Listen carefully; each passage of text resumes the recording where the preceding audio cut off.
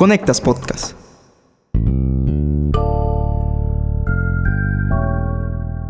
A muchos, sobre todo a los mayores de 35 o 40 años, tal vez no les suene One Piece, pero para la generación Z, ese anime japonés forma parte integral de su cultura.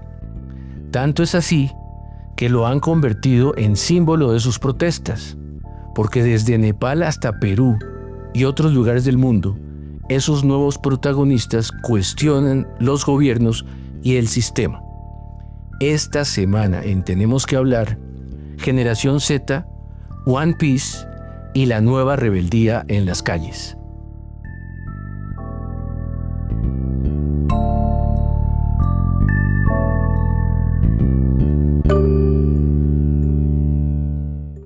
Hola, soy Mauricio Sáenz y les doy la bienvenida a un nuevo episodio de este podcast semanal de Conectas, en el que abordamos diversos temas de América Latina, porque tenemos que hablar. Conectas Podcast presenta Tenemos que hablar. El análisis semanal para comprender la actualidad de América Latina, Realizado por la mesa editorial de Conectas, la plataforma periodística con miembros en 19 países de la región.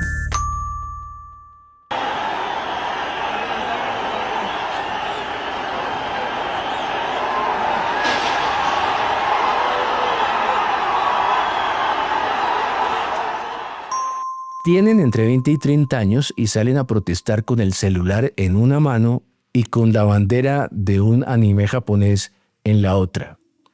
Hacen diversas exigencias a sus gobiernos, pero con una cosa en común: la necesidad del cambio. Hoy analizamos la rebeldía de la generación Z y para ello tenemos con nosotros a Fabiola Chambi, editora de Conectas. Bienvenida, Fabiola. Hola Mauricio, gracias por este espacio del podcast. En Nepal, jóvenes de la generación Z salieron a protestar contra la prohibición de las redes sociales y en menos de 48 horas tumbaron al primer ministro, en medio de destrucción e incendios y con un saldo de al menos 70 muertos y 1.400 heridos. Detrás de todo esto, por supuesto, también había el rechazo a la corrupción y al autoritarismo, Fabiola. Fue inédito lo que ocurrió durante las protestas y después, porque precisamente gracias a la tecnología los nepalíes pudieron elegir a Sushila Karki como nueva ministra y lo hicieron a través de Discord, una plataforma muy popular entre los gamers que en un momento determinado, en este momento histórico, se convirtió en una sala de chat donde aproximadamente unas 10,000 personas se conectaron para decidir el futuro de su país. En las imágenes de Katmandú llamó la atención una bandera negra con una calavera blanca y un sombrero de paja. Ese es el estandarte del manga japonés One Piece, del que hablábamos hace un momento. Yo la verdad no lo había oído nombrar nunca, pero tú, Fabiola, tal vez sí nos puedes explicar de qué se trata, cuál es la importancia de ese muñequito. Como millennial, Mauricio, debo decirte que One Piece tampoco es parte de mi entorno cultural, pero sí ubico el anime. Y claro, escribiendo este análisis, descubrí que tiene un significado profundo y que traspasa fronteras. Voy a intentar resumirte la trama. La historia sigue la aventura de Luffy y su tripulación, que son los llamados sombreros de paja. Ellos están en búsqueda de un tesoro legendario conocido precisamente como One Piece. Y este es el símbolo de la libertad absoluta. Y ojo con este término porque es el concepto clave. La esencia en sí del manga es una metáfora de la lucha contra la opresión, la construcción colectiva de los ideales y el anhelo de existir en libertad absoluta. Una trama que ha salido de la ficción y se ha instalado en las protestas de la generación Z. Tanto así que al otro lado del mundo, en Perú, las protestas también llevan esa bandera. Mejor dicho, en Perú también está en acción la generación Z o los centennials, como también los llaman. Cuéntanos, ¿qué es lo que pasa en Perú, Fabiola? Las protestas comenzaron el 20 de septiembre, motivadas por el rechazo a una reforma del sistema de pensiones, que básicamente obligaba a los jóvenes mayores de 18 años a afiliarse a una administradora de este fondo de pensiones. Pero también otro punto que reclamaban es que los trabajadores independientes debían aportar obligatoriamente desde 2028. Esto no gustó a los jóvenes y comenzó la presión social. Y gracias a esto, el gobierno revirtió algunos aspectos de esta normativa, pero la ley como tal aún no ha sido derogada. Bueno, eso es un hecho concreto, pero algunos dicen que estas protestas tienen su origen o sus raíces en las de 2022-2023, cuando la represión produjo más de 50 muertos y 1.400 heridos. Así es, Mauricio. El hartazgo es acumulado y, como bien explicas, llega desde hace tiempo con demandas en contra de la corrupción, la inseguridad y hasta el abandono, porque esas protestas surgieron precisamente en las clases populares y fuera de Lima. Ahora los jóvenes protestan en la capital, pero muchos de estos reclamos también tienen que ver con esos de hace algunos años. Y hay un factor común, un rechazo a la clase política porque no se sienten identificados con ella. Y ahora, por lo visto en las redes sociales y en los medios, la represión también ha sido fuerte, pero también la indignación.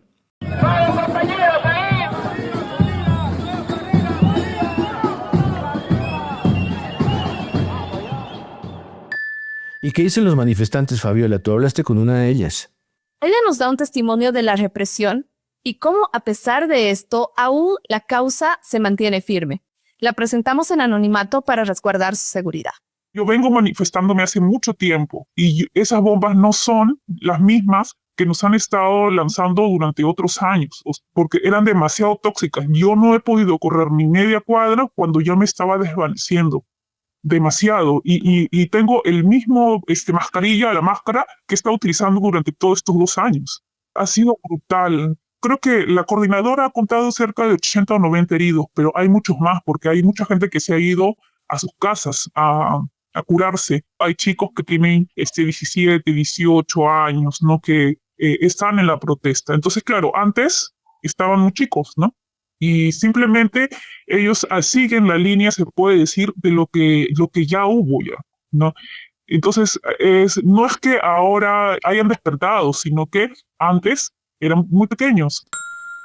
También me contabas que algunos de los manifestantes con los que pudiste conversar off the record, pues tienen miedo de hablar porque han recibido amenazas digitales. Así es. Y a esto se suma, Mauricio, las agresiones que están recibiendo los trabajadores de la prensa, de medios tradicionales y también independientes. Lamentablemente el escenario es muy complejo. Y Gabriela Coloma, ella es periodista del diario La República con amplia experiencia en estas coberturas, fue víctima de una de estas represiones y nos cuenta de primera voz lo que está ocurriendo en Lima. Sí considero que la represión policial es bastante grave, ¿no? Y es bastante alarmante cómo es que la policía está actuando. Me atrevería a decir que está casi al nivel de esos estallidos sociales pasados, ¿no? Cuando Manuel Merino asume la presidencia, cuando Pedro Castillo cierra el Congreso y pues Dina Boluarte toma su mandato, ¿no? Entonces, las consecuencias de eso, bueno, lo más trágico, ¿no? Son las víctimas que hay detrás de esas manifestaciones. Hasta el momento no ha habido víctimas fatales y obviamente no queremos que eso ocurra, pero sí han habido muchos heridos, ¿no? La coordinadora ha alertado de más de 100 agresiones y 26 de ellos son a la prensa. Entonces vemos un nivel de represión alto, bastante alto, aunque la quizás prensa mediática o la televisión nacional no quiera verlo así, pero hay un sentimiento de rechazo colectivo, ¿no? La presidenta tiene 95-96% de aprobación y el Congreso tiene cifras similares. Entonces, ese descontento también forma parte de una unidad.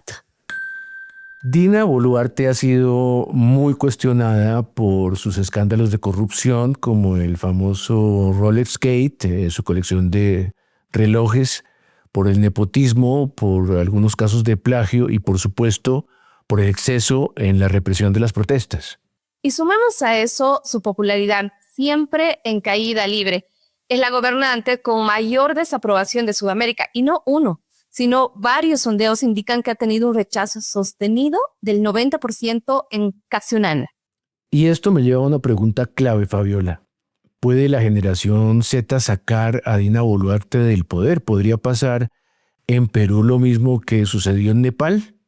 Esta misma pregunta le hice a Omar Coronel. Él es profesor de Ciencia Política de la Pontificia Universidad Católica de Perú y no ve posible un derrocamiento de Dina Boluarte, pero me explicó el impacto que pueden tener estas protestas y el mensaje que está dando Perú a la región. Y Perú demuestra que en un contexto muy adverso de autocratización, donde no hay ninguna ilusión con el sistema de partidos, ninguna ilusión con respecto al futuro en términos políticos, al menos con el elenco de partidos que tenemos.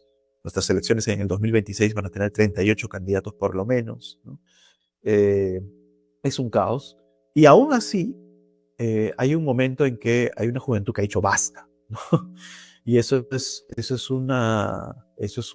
muy refrescante. Hay una juventud que ha dicho basta, no nos vamos a dejar, ¿no? O sea, por más que haya un contexto de autocratización, por más que no haya muchas esperanzas de que esto mejore, por más que la situación está tan mal, se va a marchar, ¿no? Se va a marchar, se va a protestar y que el gobierno y el mundo se enteren que las cosas no están normal. Que eso era una cosa que a mí me parece muy importante, ¿no? Que Perú le cuente al mundo que en el Perú las cosas no están normal. Coronel nos hace ver que esta generación tiene un gran interés en la política, pero con algo muy importante, en sus propios términos. Totalmente. Estos jóvenes están redefiniendo su participación en la esfera pública. No son muy adeptos a los partidos tradicionales, no tienen una militancia rígida, sus explicaciones ideológicas no se limitan a la derecha o la izquierda y tienen definitivamente otras formas, otros canales para expresarse. Ellos han tomado la tecnología en sus manos porque son nativos digitales y de alguna manera les ha permitido entender el mundo desde otra perspectiva. El poder lo ven más desde un sentido cotidiano y cultural. El profesor Randy León, que es sociólogo de la Universidad de Lima, explica muy bien este fenómeno. Él dice, no están despolitizados. Podríamos estar viendo, tal vez exagero un poco aquí, una nueva forma de hacer política, ¿no? No una política a través de instituciones, una política desinstitucionalizada, incluso yo diría hasta desformalizada, para no decir informal. Una nueva manera de hacer patente una indignación. El otro día, viendo los noticieros sobre las marchas en Lima, en el centro de Lima, de estos jóvenes, me llamó la atención ver algunas banderas de One Piece, ¿no? De estas caricaturas. Ahora, yo creo que esas son una manera de ritualizar problemas, crisis, ¿no? Cómo traer a lo concreto, a lo real, a lo que yo pueda entender una situación que probablemente sea abstracta, principalmente para los jóvenes, ¿no? Es una manera de hacer patente también la indignación, ¿no? Y en medio de todo esto no olvidemos que jóvenes de esta generación Z se han visto involucrados en manifestaciones recientes en países tan lejanos y tan distintos entre sí como Kenia, Indonesia, Filipinas, Nepal, Madagascar y ahora Marruecos. Y sin ir muy lejos, Mauricio, en este lado del mundo el espíritu de la generación Z también ha llegado hasta Paraguay, donde los jóvenes sienten hartazgo y lo están expresando en las calles con protestas en contra del gobierno bajo el lema Somos 99,9%.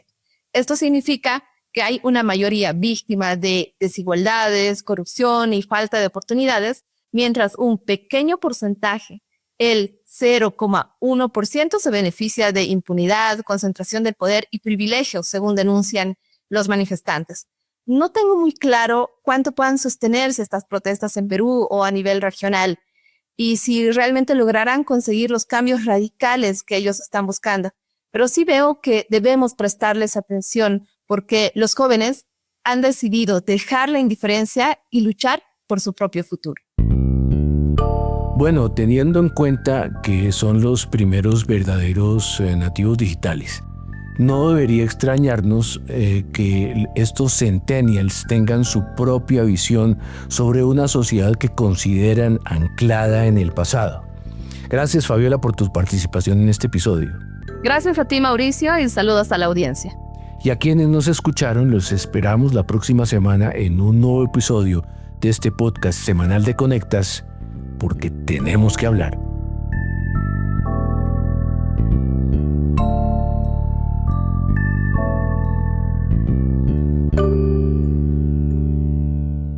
Para conocer a profundidad más contenidos de análisis sobre las Américas, visítanos en www.conectas.org. Escúchanos cada semana en Spotify, YouTube, Apple y Google Podcasts. Activa las notificaciones y déjanos tus comentarios porque en Latinoamérica tenemos que hablar.